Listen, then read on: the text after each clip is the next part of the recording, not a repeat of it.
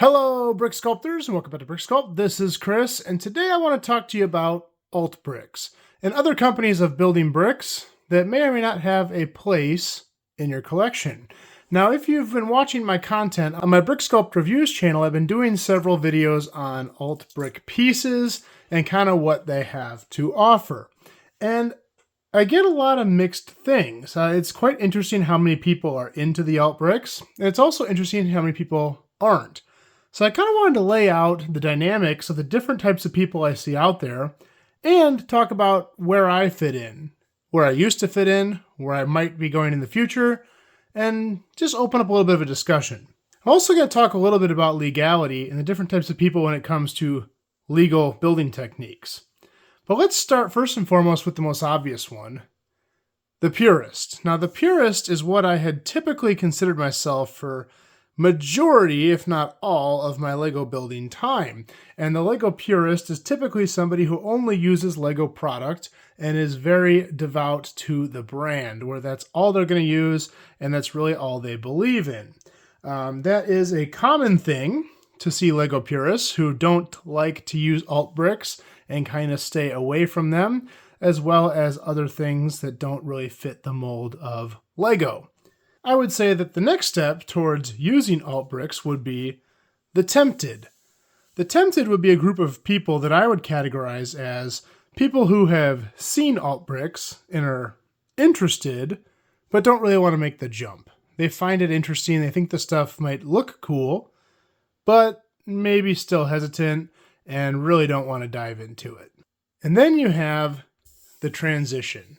Now, the transition are going to be people who have decided it's time to start mixing product. Now, I have to be careful here because this is kind of where we hit a fork in the road. Going from the tempted to the transition doesn't always happen. Sometimes we go from the tempted to the closeted. So we have the transition and the closeted. The transition are people who are willing to mix their stuff and be open about it.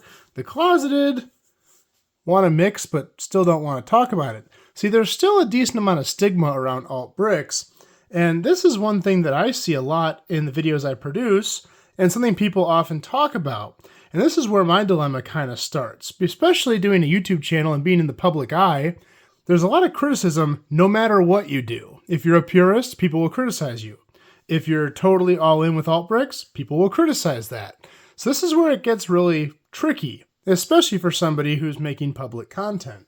One step further, I'd call the equalizer, and that's somebody who's just pretty chill and wants to do what they want to do and doesn't really worry about anything else and will use whatever they feel like using. Now, this can be a slippery slope into what I call the rogue brickster. The rogue brickster is a little more opinionated, a little bit more feisty about the usage of parts and just doesn't really care what you're doing and wants to basically just have fun, which I think is not a bad route.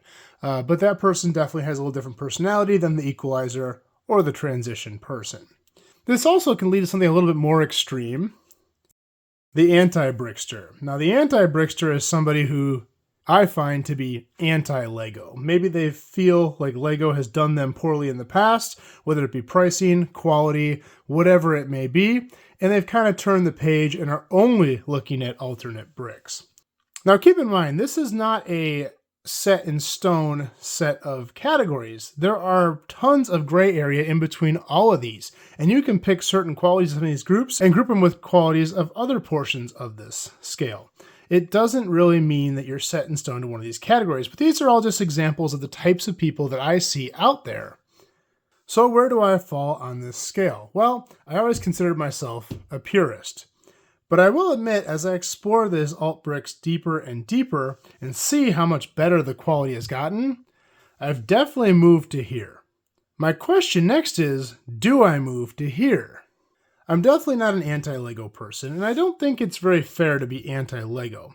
To be honest with you, if you're an adult who's in this hobby, you kind of owe a lot of credit to Lego. In my opinion, none of us would be doing this if it weren't for Lego. People always come out and say, oh, well, they stole it from Kitty Craft and blah, blah, blah. Yeah, that may be true, but just because you may have created the first plastic brick doesn't mean you created the market and the following that someone like Lego has. I mean, they put a ton of devotion into pushing this hobby further than anyone could have imagined. When I was playing with these parts 20 years ago as a 17-year-old, I would never have imagined that 20 years later I'd still be interested in this stuff, because back then it was still considered kind of a toy. And now it is absolutely huge in the adult market. I have to say that is mostly, if not almost all, because of Lego. But I do understand some of the pushback, as there is occasional quality issues and of course pricing issues when it comes to Lego.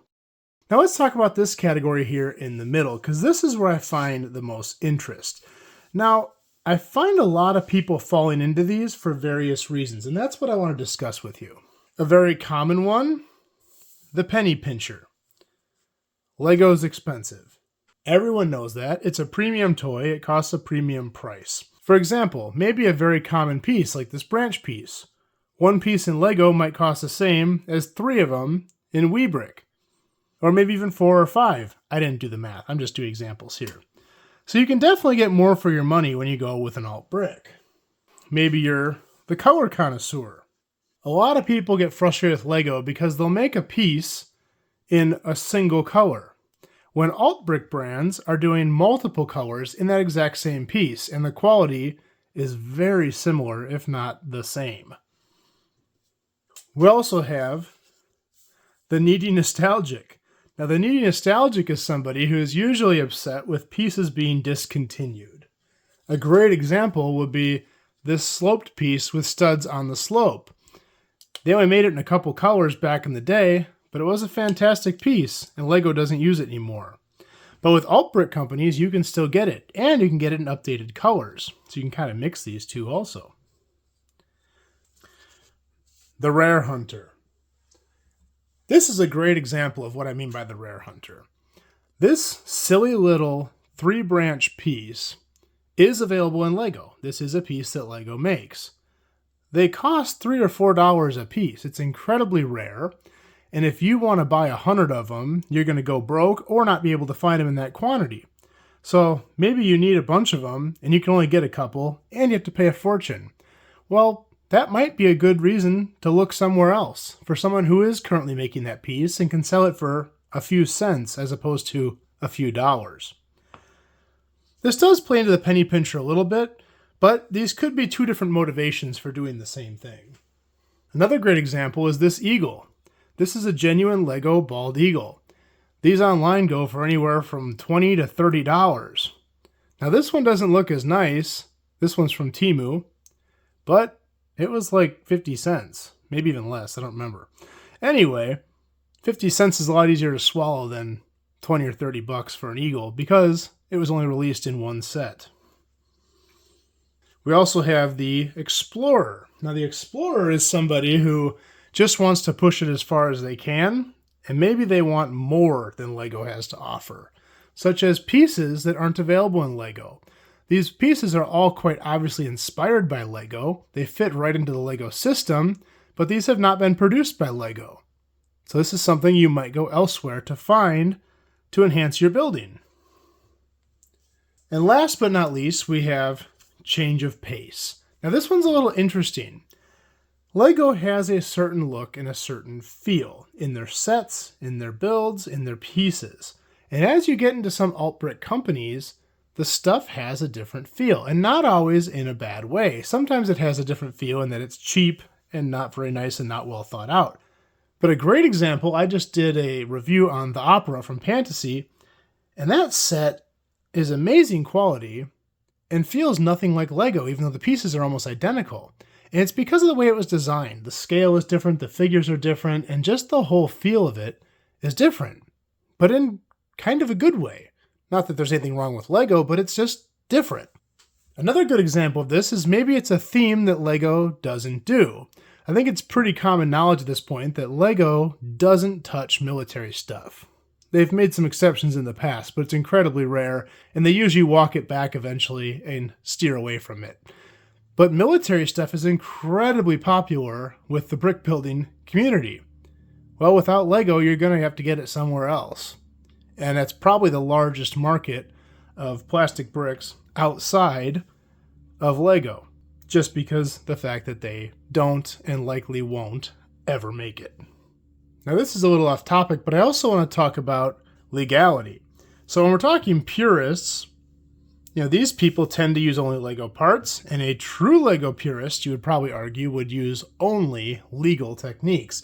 Now, if you don't know what I mean by legal techniques, what I mean is connections that Lego would do, connections that don't cause excess stress on the pieces, and that the pieces fit together in ways they were intended to fit together.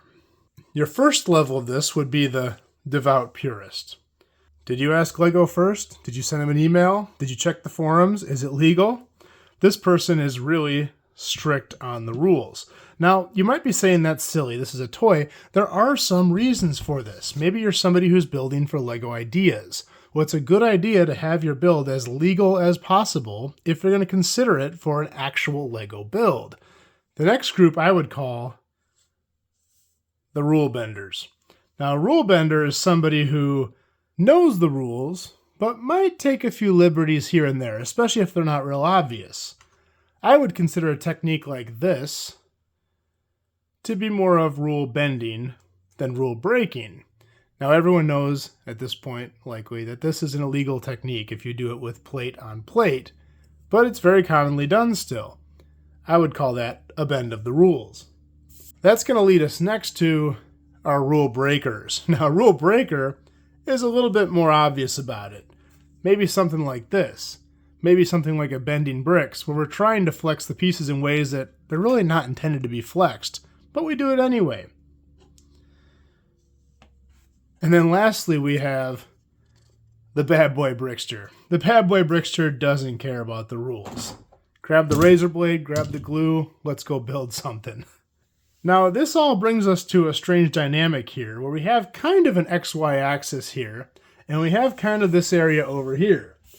That's what I would call the anarchist brickster. They don't care about the rules. They do whatever they want, which honestly sounds kind of fun. After all, this is a hobby. These are toys. Whose role is it to tell you what to do anyway? Have fun in the way you want to. So why do I bring all this up? Well, like I said before, throughout my videos, I've kind of started here, and I've kind of shifted into here, and maybe even here. This is a jump I don't know if I'm willing to take. And I started to question why. Why might I not take that jump? Well, again, this channel's in the public eye. You got a lot of public opinions. Are people going to get uninterested if I start transitioning into things that they wouldn't themselves do? For example, if I start building mocks with all these cool new pieces, are people going to say, oh, that's not really Lego anymore? I'm not interested. Now, I'm not doing this to impress anybody, but I am doing this to learn and hopefully to teach a little bit. And I think keeping people's engagement and interest is very important in that process. So you guys let me know. I'm really curious to see where you guys put yourself in these categories. And keep in mind, everybody has different motivations. For example, in this category, if I were to go to the transition here, penny pincher probably wouldn't be me, because I use this channel to justify all my purchases, because I do monetize this, and it does kind of help pay for the addiction. This I definitely could see myself being into, though, changing colors. Also bringing back retired pieces. I think that's fair. Lego once made it, they don't now. That's not a bad thing. Also with colors, as long as they're official colors, that's not a bad thing either. You can do it in studio, you just can't make it in real life. Rare Hunter I definitely would be into. Pieces like this are a great example. In fact, this single-handedly is the piece that makes me question this the most. I'd love to go out and buy 1,000 of these and plug them in all over my city, because that's just such a great piece that's so hard to get from Lego. The Explorer, on the other hand, probably not so much me, although I do find a lot of value in like a tile wedge like this, or a corner snot piece. I don't know, I could probably live without that in the nature of trying to keep more pure in my Lego builds.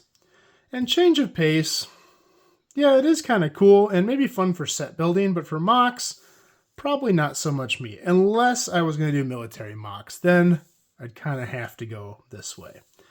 So let me know. I'm curious what your guys' motivations are, what you guys do with this, and how you feel about this whole thing. Am I putting too much thought into this? Or is it something worth talking about? Let me know below in the comments. Anyway, that's all I got for this time. I hope you guys like this video. If you like this video, please like and subscribe. We do more just like this in the future. That's all I got for this time, and we will see you next time.